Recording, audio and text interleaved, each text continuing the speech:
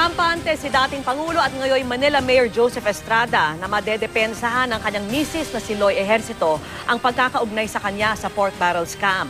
Naging mailap naman sa pagsagot sa issue ang dating senadora. Nakatutok si Claire Delfin. Magkasama sina Mayor Joseph Estrada at may bahay na si dating Senador Loy Ejercito sa pamimigay ng tinatawag na orange cards para sa mga mahihirap na Manilenyo. Ang mga makakakuha lang ng orange cards ang maaaring makapagpagamot ng libre sa 6 na public city hospitals sa Maynila. Sinamantala namin ang pagkakataon para tanungin si Dr. Loy tungkol sa mga lumabas na dokumentong maaari daw gamitin sa kaso kaugnay ng pork barrel scam. Sa mga voucher na may tatak na JLN Corporation na nakuha ng GMA News, makikita ang pangalan ni Dr. Loy at ng anak na si Senator Jinggoy Estrada. Iniharap bilang ebidensya sa korte ang mga voucher na ito sa kasong isinampa ng JLN Corporation ni Janet Napoles sa aktor na si Matt Ranillo noong 2005.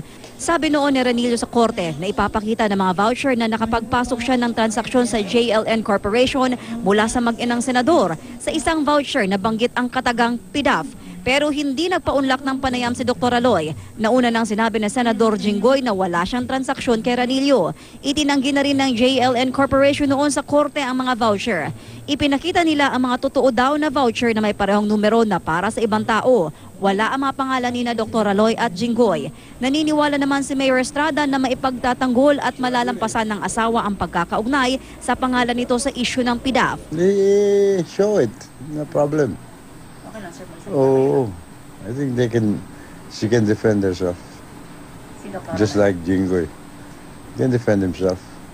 Tungkol naman sa pinamamahagi niyang orange cards sa mga Manilenyo, sinabi ni Erap na ito raw ang sagot sa anyay na abusong sistema sa libreng pagpapagamot. Kahit daw kasi mga may kaya at kahit hindi Manilenyo ay nalilibre noon sa mga ospital na pinupondohan ng Maynila. Dahilan kung bakit lalong natuyo ang kaba ng bayan ng lokal na pamahalaan. Sa Orange Health Card Program, mga poorest of the poor lang ang makikinabang. Ang Social Welfare Office daw ang pumili sa 15,000 benepisyaryo. Kasi kung lahat libre, it's eating up all our budget. Ang mga nakatanggap ng orange card, tuwang-tuwa. Malaking tulong sa aming mga anak ko. Lalo ako marami sakit, marami nararamdaman. Nalilibre ako. Malaking bagay na po para sa amin mga mahirap.